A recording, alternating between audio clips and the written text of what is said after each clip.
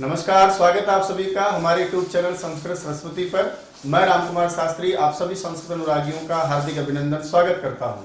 दोस्तों, यदि आपने अभी तक इस चैनल को सब्सक्राइब नहीं किया तो इसे सब्सक्राइब करें, लाइक करें, शेयर करें और वीडियो देखने के बाद इस चैनल पर कि ये वीडियो आपको कैसा लगा कमेंट्स बॉक्स में आप कमेंट करके मुझे जरूर बताइएगा। मैं आपकी कमेंट की प्रतीक्षा में रामकुमार शास्त्री एक बार फिर आपका हार्दिक अभिनंदन करता हूं।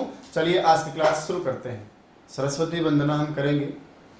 माँ शारदे को नमन, सरस्वती नमः। शुक्लां ब्रह्म विचार सार परिमां आद्यां जगद्व्यापिनी वीणा पुस्तक धारिणीं अभयदां जाड्यान्धकारपहाम् अस्ते स्फाटिकमालिकां विदधतीं पद्मासने संस्थितां वन्दे तां परमेश्वरीं भगवतीं बुद्धिप्रदां शारदां बुद्धिप्रदां शारदां बुद्धिप्रदां शारदां है। तो वो अगला हमारी जो तालिका में बिंदु होगा वो हो जाएगा आपका उच्चारण का स्थान, है ना। तो हम बताएंगे साहब इनका कौन सा उच्चारण स्थान पढ़ा गया है। तो हम कह देंगे इन सब का उच्चारण स्थान का नाम है कंठ। कौन से वर्ण सारे के सारे ये कंठ से निकलने वाले वर्ण हैं। और याद रखिएगा उच्चारण स्थान के आधार पर भी इन वर्णों का एक नाम दिया होगा कि बताओ कंठ से निकलते हैं तो क्या कहलाएंगे। तब आपको एक जवाब लिखना है कि साहब कंठ से होने के कारण इन सब वर्णों का नाम कंठ्य वर्ण होता है। कौन से वर्ण होता है? कंठ्य वर्ण होते हैं। जिनका भी नाम या जिनका भी मतलब उत्पत्ति कंठ से है तो वो कंठ्य वर्ण कहलाएंगे। और फिर लास्ट में कॉलम छोटा सा हमारा जिसमें हम पूछे कि कुल कितने वर्णों का उच्चारण स्थान कंठ है, तो वहां पर हम काउंट करके और बताएंगे। कैसे बताएंगे तो सुनो। कितने प्रकार के हो गए भैया? 5 प्रकार के हो गए, 18 प्रकार का हो गया। के भेद कितने हैं? 18। उसके बाद वर्ग में अक्षर कितने आ रहे हैं? 5। उसके बाद में एक आपका कौन है और एक आपका अयोगवाह है जिसको मैंने विसर्ग पढ़ा है। वो कितना अक्षर है आपका? एक ही है। जोड़ो 18 और 5 23, 24 और 1 25। इसका मतलब यहाँ पर टोटल आपके जो वर्ण हैं उनकी संख्या कितनी आएगी? 25 है ना। अब आप सोच रहे हो 25 कहाँ से आ गए, तो व्यंजन तो व्यंजन के हिसाब से जुड़ेगा, लेकिन स्वरों के तो भेद पड़े ना आपने 18, तो पूरे के पूरे स्वर इसमें आ जाएंगे। आगे बढ़ोगा, इसी तरह हम चलते जाएंगे। अब मैं आपसे कहूँगी मान लो परीक्षा में भूल जाए, सूत्र का नाम ही याद नहीं है हमको, और बाप रे मैं तो याद किया था और भूल गया, तो इसका मतलब थोड़ी कि आप परीक्षा में सवाल का जवाब ही नहीं देखे होगे। बोले यार मैंने सूत्र याद किए थे, सूत्र तो भूल गया, तो मैं कैसे बताऊँ। हमारे पास हमारा मुख भी है, हमारे अंग भी हम जानते हैं कौन सा अंग को क्या नाम दिया गया है, ये वर्ण भी हम बोल सकते हैं। तो आराम से प्रैक्टिकल बोल के देखो ना। जैसे बोलो कहाँ से निकल रही है आवाज? कंठ से। बोला ये तो इधर से भी तो निकल रही है, तो सुनो कंठ को बंद करें, इधर थोड़ा सा इधर पुश करेंगे हम, और जैसे आप कंठ को दबाओगे ना तो अपने आप ही आपका अ स्वर का उच्चारण भी विकृत हो जाता है। इसका मतलब अ का उच्चारण चाहे वो अ हो, चाहे आ हो, चाहे आ हो, ह्रस्व दीर्घ प्लुत हो, उदात्त हो चाहे अनुदात्त हो, चाहे स्वरित हो या अनुनासिक हो चाहे अनुनासिक हो, इन सब का उच्चारण करने के लिए आपको कंठ की आवश्यकता होती है। आगे देखो क्या लिखा है? कु। कु मतलब का वर्ण, का, ख, ग, घ, ङ।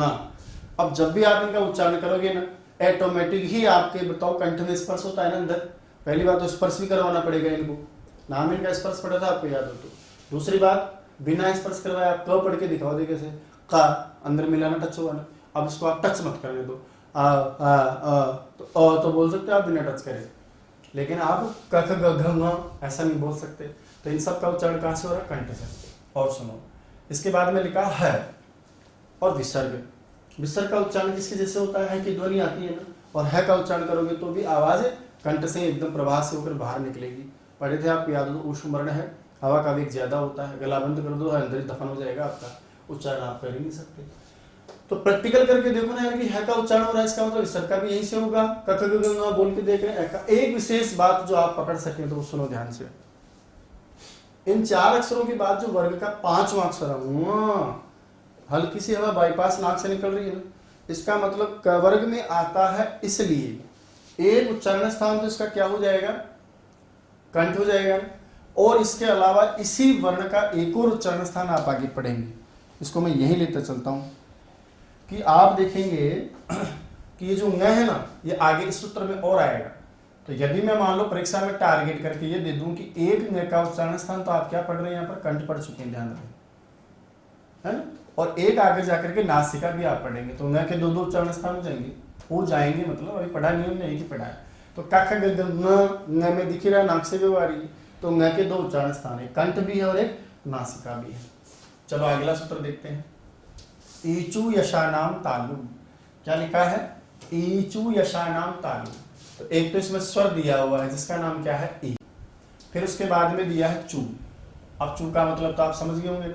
अरे जैसे आपने जो पढ़ा था पहले, क वर्ग का क्या पढ़ा था, कू पढ़ा था ना, और कू से आप क्या समझे थे, क वर्ग। तो यहाँ पर भी आपको क्या दिया है, चू, और चू का मतलब आप समझ गए होंगे क्या है, च वर्ग। और च वर्ग में बताइए अक्षर कितने आएंगे आपके, वही 5 अक्षर आएंगे। बोले कौन कौन से अक्षर आएंगे, 5।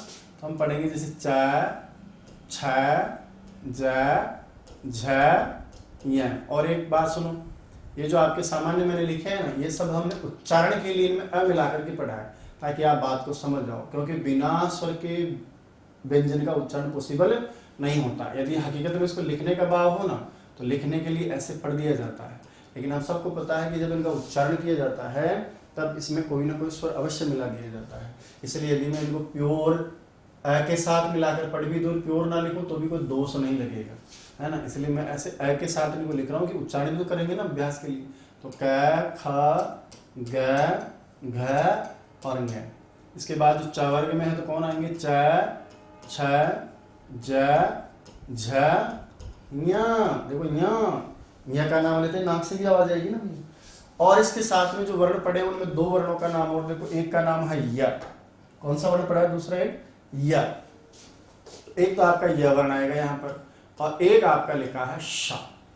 इतने सारे वर्ण आएंगे इसमें आपके। तो कौन कौन से वर्ण आए, ईचु यसा नाम तालु, ई, चू, च वर्ग, य, शा, शा। और इन सभी वर्णों का उच्चारण स्थान बताओ क्या बताया गया है, तालु। लो साहब, पूछे कि इनका वर्णों का उच्चारण स्थान कौन सा है, तो हम क्या बताएंगे, बोले साहब इनका उच्चारण स्थान होता है तालु। और जिनका उच्चारण स्थान तालु से होता है, ऐसे वर्णों का नाम ही क्या हो जाएगा, बोले तालव्य वर्ण हो जाएगा। तालु से निकलने के कारण का नाम क्या है, तालव्य वर्ण। कितने वर्ण इसमें ऐसे हैं साहब, काउंट करते हैं। ई के वेद कितने पढ़ाए मैंने आपको, ह्रस्व दीर्घ प्लुत के हिसाब से 18 वेद है। चू में कितने अक्षर आए, 5। 18 और 5 कितने होते हैं, 23। अब जो ये 2 प्रकार का होता है, याद है क्या आपको, एक यह अनुनासिक वाला और एक होता है नाक वाला अनुनासिक वाला। इसलिए यह वाला 3 आएंगे, यह वाला।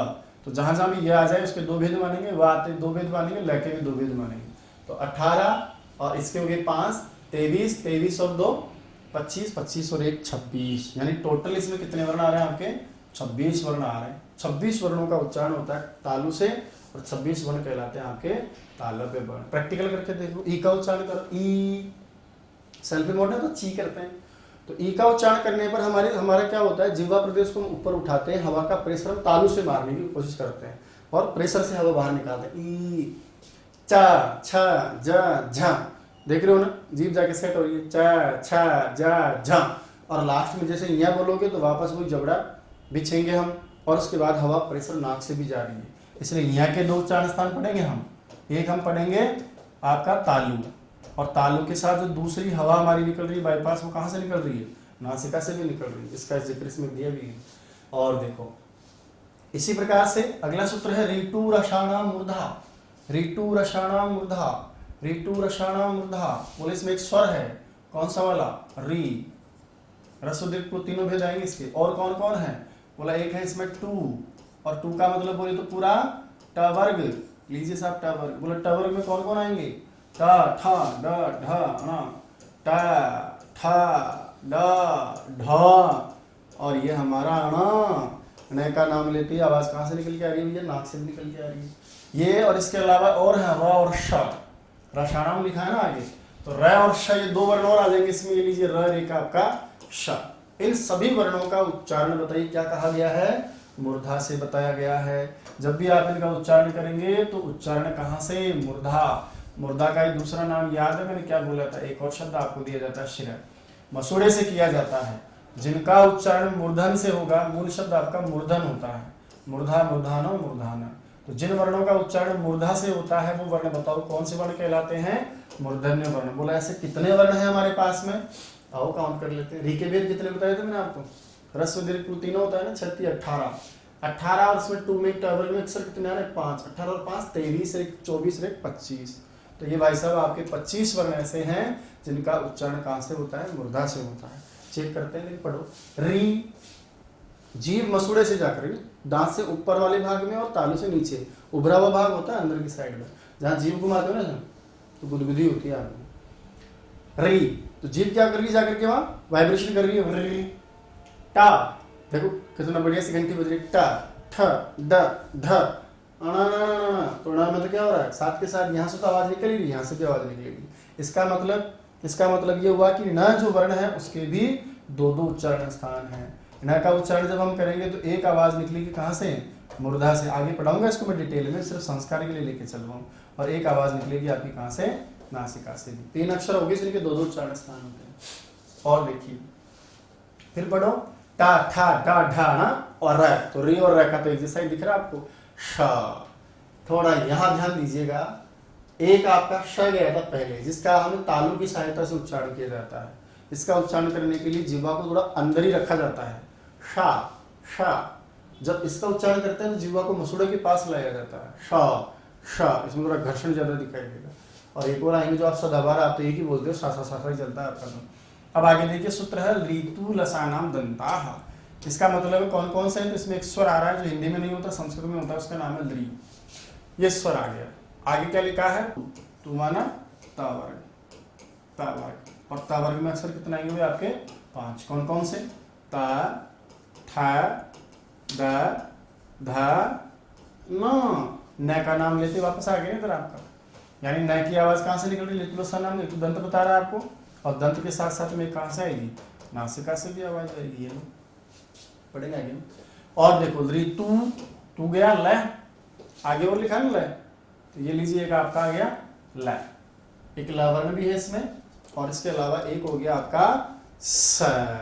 ये जो आपका सदाबहार सा है ना, उसको आप हमेशा ही बोलते हो, कोई सा भी सब बोलो, आपसे एक ही सब बोलता है, आपसे आगे पीछे सा सा सा सा। इन सभी वर्णों का उच्चारण स्थान री, तवर्ग, ल, स, इन सभी का उच्चारण स्थान आपको क्या बताया गया है, दंत बताया गया है। और जिन वर्णों का उच्चारण दांतों से होता है वो सारे के सारे कौन से वर्ण कहलाते हैं, दंत्य वर्ण कहलाते हैं। बोलो कितने हैं, काउंट करो। दृ के भेद बताओ कितने हैं। दृ का दीर्घ होता है क्या, नहीं होता है ना, तो 6 गए, 12 बचे, और 18 सब में से 6 जाएंगे तो 12 बचेंगे। 12, 5, 17, 17 और ल, या वाला तीनों बताया था मैंने आपको। ल भी 2 प्रकार का होता है, 17 और 2 19 और 20 हो गए ना। 12 भेद इसके हैं, 2 भेद इसके 14, 14 एक 15, 15 और 5 20 हो गया। क्योंकि इसके 12 भेद पढ़ रहे हैं आप, ध्यान दें। तो 12 में 5 जोड़ेंगे 17, 17 और 2 19 और 1 20। यानी इसमें कुल मिलाकर कितने अक्षर आते हैं आपके, आप होगी जिसमें 20 वर्ण आते हैं टोटल। यानी दंत्य वर्ण कितने, 20 है। प्रैक्टिकल करके देखो, देखो लरी, जब आप लरी बोलते हो तो जीभ नीचे की तरफ जाती है, दांत ऊपर से काटता है। लरी, ता, था, द, ध, न। अब न बोलते ही तो आपकी आवाज देखो दांत से तो निकल रही, साथ में नासिका से भी निकल रही है, ठीक है। और फिर कौन है, ल, तो लरी और ल तो एक जैसा ही निकल रहा है आपका। और एक है स, स, स। इसमें शा, श, स, शा, स, स, ये दंत से कहलाता है। और बढ़वाइए, अंतिम जो वर्ग है उसको लिया आपने उपू पद्मानिया नाम औष्ठव। उपू पद्मानिया नाम एक स्वर है भाई साहब इसमें, उसका नाम है ऊ स्वर। उसके बाद में लिखा है पू, और पू का मतलब होता है प वर्ग। और प वर्ग में हमने अक्षर कितने पढ़े, 5। कौन कौन, प, फ, ब, भ, म। और इसके अलावा बताओ क्या लिखा है आगे, उपू पद्मानिया नाम। और मुझे बताओ ये उपपद्मानी क्या होता है।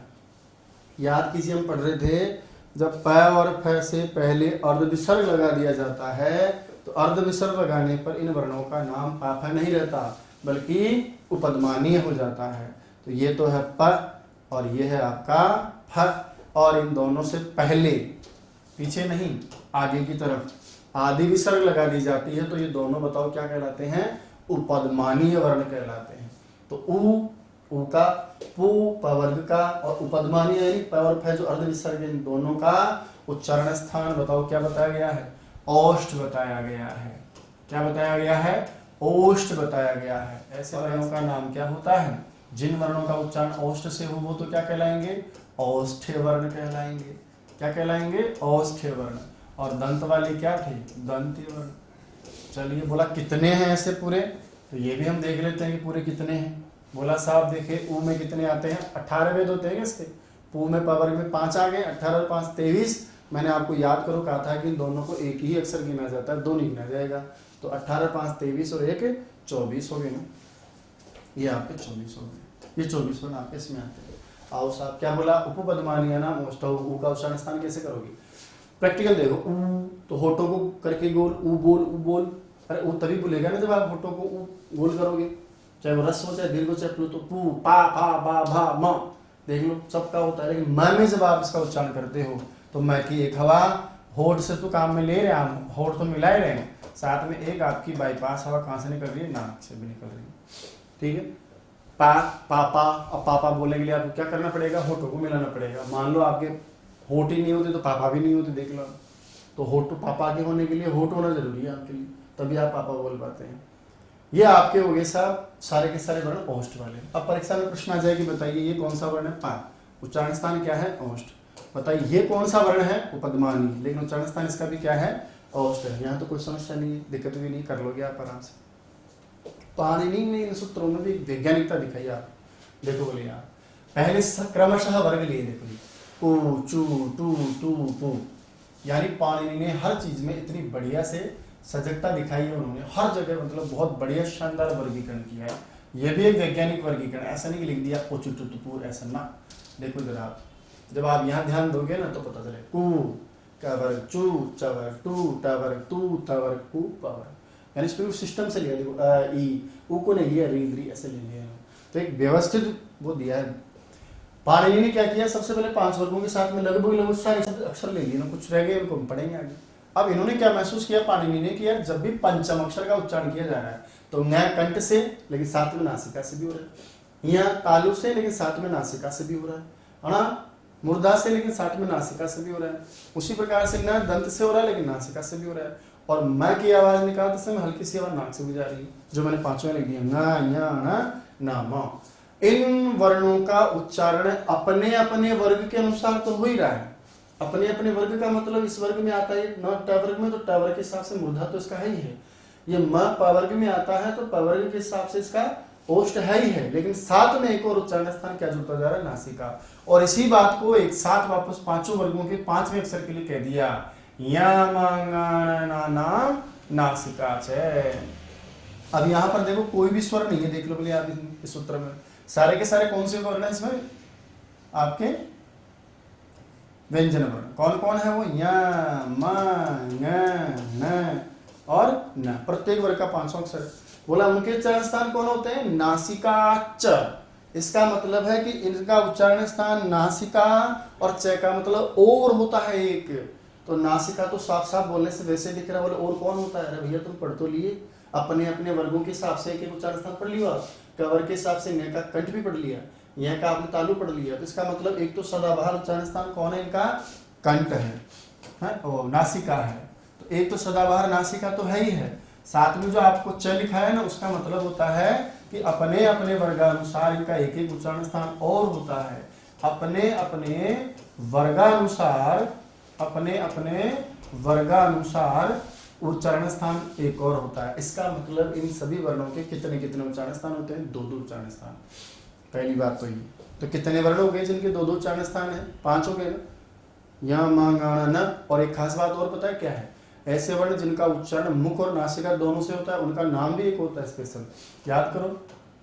ऐसे वर्ण जिनका उच्चारण मुख और नासिका दोनों से होता है, पढ़ा दिया मैंने पिछली क्लास में आपको, ऐसे वर्णों का नाम क्या होता है, अनुनासिक वर्ण। इसीलिए पढ़ाई कि आप इसमें डिस्टर्ब नहीं हो, बात समझ में आ रही।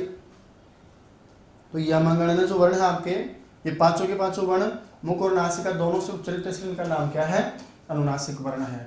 और इनकी संख्या कितनी है, तो 5 ही अक्षर प्रत्येक वर्ग का पंचम अक्षर तो लिया आपने। यहाँ तक कोई दिक्कत नहीं है आपको, ये मैंने सिर्फ समझाने के लिए लिखा है, आप समझ गए होंगे बात को। ये जो यमगणनम है इनका नासिका से तो उच्चारण होता ही होता है, और जो चल है इसका मतलब हिंदी में और होता है। और का मतलब ऊपर आपने अपने अपने वर्ग के हिसाब से ये देखो सब जगह को सेट किया है। न का पूछ रहे तो नासिका और मूर्धा, मैं का पूछ रहे तो नासिका और ओष्ठ, ऐसे हम सामान्य इनका एक एक पढ़ भी चुके हैं। ठीक है, अब मैं इनको यहाँ से हटा रहा हूँ, यह लगने दो। आगे देखो आप, इसके बाद में 7वां सूत्र हम पढ़ रहे हैं। अब यहाँ से दो दो उच्चारण स्थान की परंपरा स्टार्ट हो गई है यमगणनाम नासिका च से। आगे क्या लिखा है, ए दैतो कंठ तालु, ए दैतो कंठ तालु। बोला इसमें कौन कौन से वर्ण आएंगे, तो इसमें सबसे पहले स्वर देखो, एक यहाँ लिखा है व्यवस्था में एत और एक लिखा है ऐत। इन दो के द्वारा हमें दो स्वर सिखाना चाहता है ये। एक स्वर का नाम तो है ए, कौन सा स्वर है, ए, और एक आपका है उसका नाम है आई। ये दो स्वर इसने यहाँ लिए, ध्यान रहे इसमें किसी भी व्यंजन का पाठ नहीं किया गया है। तो एत ऐतो, एत ऐत का मतलब ए और ऐ का उच्चारण जो स्थान है वो आपको दे रहा दो दो। बोले इसके उच्चारण स्थान का नाम क्या है, तो उच्चारण स्थान में दोस्तों इसने लिखा है कंठ तालु, यानी कंठ भी होता है और साथ में इसका उच्चारण तालु के सहयोग से भी होता है। तो इन दो दो उच्चारण स्थान है इसके, कंठ भी है और तालु भी। अब इनका नाम तो हम क्या देंगे, क्योंकि हम पहले पढ़ चुके हैं कि कंठ कंठे कंठे वर्ण होते हैं, तालु वर्ण तालु में है, तो इसका नाम विशेष देने की आवश्यकता नहीं। बोले कितने वर्ण हैं, अब मुझे आप बताओ, एक के भेद कितने पढ़ाए मैंने आपको, 12, दीर्घ 6 प्लस 6 12 हो गए, और 12 टोटल करोगे तो कितने हो जाएंगे, 24 हो जाएंगे। इस प्रकार से इनके 24 वेद यहाँ पढ़ेंगे। और आगे चलो, ओ दौतो कंठोष्टम, पहले के समान यहाँ पर भी लिखा है, एक है आपका ओत और एक है आपका औत। औत मतलब एक आपका ओ स्वर है और एक आपका औ स्वर है। बोला व्यंजन इसमें इस सूत्र में कोई व्यंजन नहीं बताया गया। और बोला इनका उच्चारण स्थान किससे होता है, बोला भाई सब कंठोष्ठ से होता है। इसका मतलब इनके भी दो दो उच्चारण स्थान हैं। एक उच्चारण स्थान का नाम तो क्या दिया, कंठ, और दूसरे वाले का नाम क्या दिया है, ओष्ठ। यहाँ भी दो, यहाँ भी दो। बोला नाम तो क्या बताया, ओष्ठ वाला ओष्ठ है, कंठ वाला कंठ है।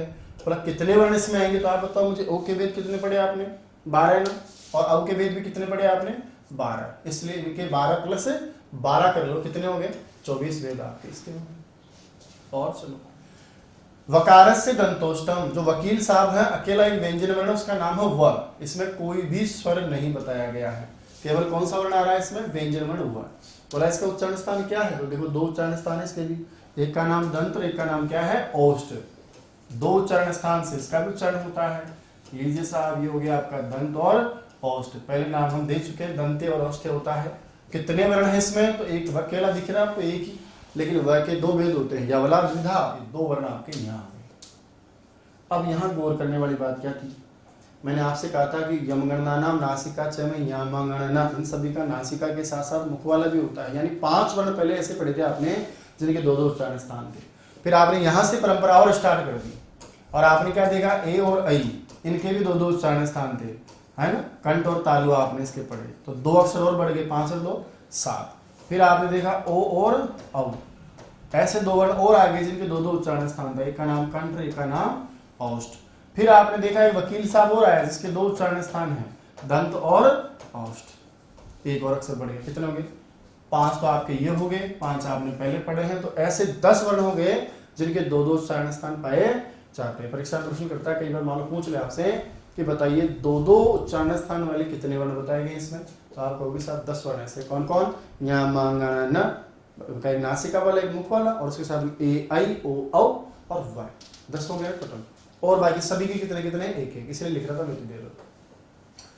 अब देखो आगे कहा कि इनके दो दो उच्चारण स्थान, वो तो समझ में आ गया आपका, क्योंकि उनमें आएगा तो कंठ से भी होगा, नासिका से भी होगा।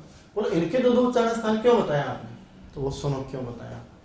उसका कारण क्या है कि यहाँ जैसे आपने एक स्वर पढ़ा, उसका नाम क्या था, ए, पढ़ा है ए, या फिर आपने पढ़ा है आई, ऐसे पढ़ा है ना आपने। एक पढ़ा आपने ए, एक पढ़ा आपने आई, एक ही बात है। लो साहब ए, अब मुझे बताओ ए का निर्माण कैसे होता है, अ प्लस ई से होता है। इसी प्रकार आई का निर्माण कैसे होता है, अ प्लस ए से होता है। मैं पूछूंगी ए का निर्माण ए और ई से होता है, तो ए का उच्चारण स्थान क्या होता है, अकुह विसर्जनीय नाम कंठ। ई का उच्चारण स्थान ईचु यशा नाम तालु। जब अ और ई दोनों से मिलकर बना तो इसके उच्चारण के लिए कंठ की आवश्यकता होगी, इसके उच्चारण के लिए तालु की आवश्यकता होगी। इसलिए अ और ई वाला जो उच्चारण स्थान है वो ए का उच्चारण स्थान हो गया, कंठ तालु। आई का निर्माण अ और ए से होता है, ये कंठ से बनता है, ये कंठ तालु से बनता है, तो वही कंठ तालु हो गया। उसी तरह यहाँ जो दो स्वर आए थे आपका, एक का नाम था ओ और एक का नाम क्या था औ। बोला ओ का निर्माण किससे होता है, तो अ प्लस उ से होता है, और औ का निर्माण किससे होता है, तो अ प्लस ओ से होता है।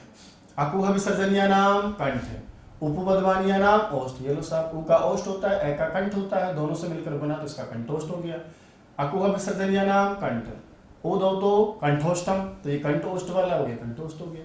इसके बाद में आए थे वकील साहब। अब वकील साहब में थोड़ी संरचनात्मक मामला अलग है ना, उसका उच्चारण में थोड़ा सा अलग होता है।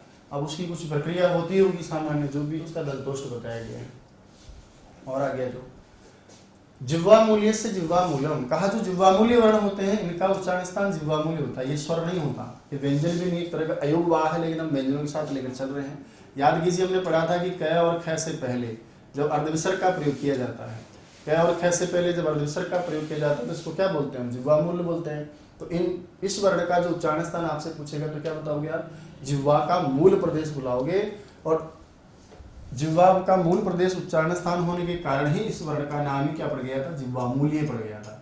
तो उच्चारण स्थान तो क्या है इसका, जिह्वा मूल है। और पूछे इसका नाम बताओ क्या है, तो भाई साहब इसका नाम जिह्वा मूल। हम भारत के वासी हैं तो क्या है, भारतीय हैं। ये जिह्वा मूल का वासी है तो क्या कहलाएगा, जिह्वा मूल्य कहलाएगा। बोले कितने वर्ण, दो मत बताइए, वर्ण हमारा दोनों में एक ही चलेगा, जिह्वा मूल्य वर्ण। लास्ट आ जाओ, लिखा है नासिका अनुस्वारस्य, इसमें कौन सा वर्ण दिया आपको, अनुस्वार। ये स्वर नहीं है, व्यंजन भी नहीं है, ये एक तरह से कौन सा वर्ण है आपका, अयुग्वाह वर्ण है, लेकिन हम साथ में लेकर चल रहे हैं। तो जो अनुस्वार है आपका, अनुस्वार का मतलब स्वर के पीछे आने वाली जो एक बिंदु है आपकी, उस एक बिंदु को उच्चारण करने के लिए बताइए किस अंग की आवश्यकता होती है, नासिका। कौन से अंग की आवश्यकता होती है, नासिका। इसलिए हम कह सकते हैं इस वर्ण का नाम नासिक्य वर्ण, नॉट अनुनासिक्य बोलेंगे हम ना। और ये कितने वर्ण है इसमें, तो एक ही वर्ण इसमें पाठ किया गया। कितने वर्णों का पाठ इसमें, एक वर्ण का इसमें पाठ। नासिक्य नहीं, अनुनासिक्य क्यों नहीं बोलूंगा, क्योंकि अनुनासिक वर्ण वो होता है जो नाक और मुख दोनों से बोला जाता है, जबकि अनुस्वार का उच्चारण केवल किससे होता है, नासिका से, इसलिए नासिक्य वर्ण है। ठीक है, अब एक बार वापस आ जाओ, सारांश रूप में हम देखते हैं कुछ बातें। सबसे पहले हम पढ़ रहे थे अकुह विसर्जनीय नाम कंठः, अ क वर क क है, और विसर्ग का उच्चारण स्थान होता है कंठ।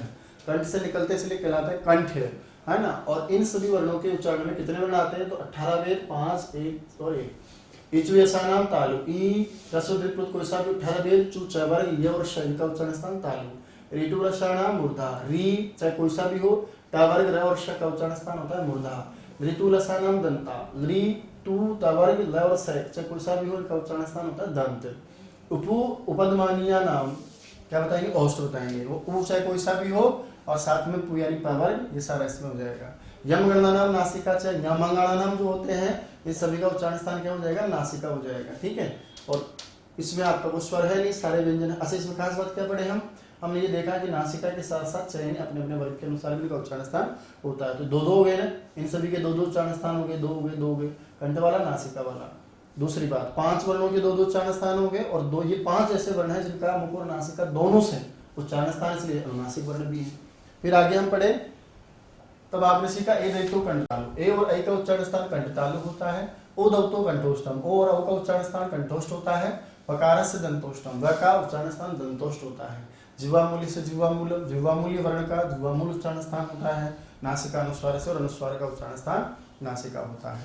ठीक है, ये सभी आपके उच्चारण स्थान है। उपपदमानीय नाम सूत्र है, उसमें थोड़ा सा डबल पे हो गया होगा, उसको आप शुद्ध कर लेंगे, है ना, लिखने में हो जाता है कई बार। उपपदमानीय नाम ऐसा ही है वहाँ पर। अब आप इसको पहले लिखें, फिर हम कुछ बहुत सारी विशेष बातें इसके बारे में हैं जिनकी चर्चा अवश्य हमको करनी है। तो दोस्तों, ये थी आज की क्लास, एक नए अंदाज में, एक नए विषय वस्तु के साथ, एक नए तरीके के साथ। आशा करता हूँ आज का वीडियो आपको बहुत अच्छा लगा होगा। आज की क्लास आपकी प्रतियोगी परीक्षा के लिए बहुत लाभदायक रहेगी। दोस्तों ये वीडियो कैसा लगा, वास्तविक आपका अनुभव कैसा रहा, ये कमेंट्स बॉक्स में आप मुझे कमेंट करके जरूर बताएंगे।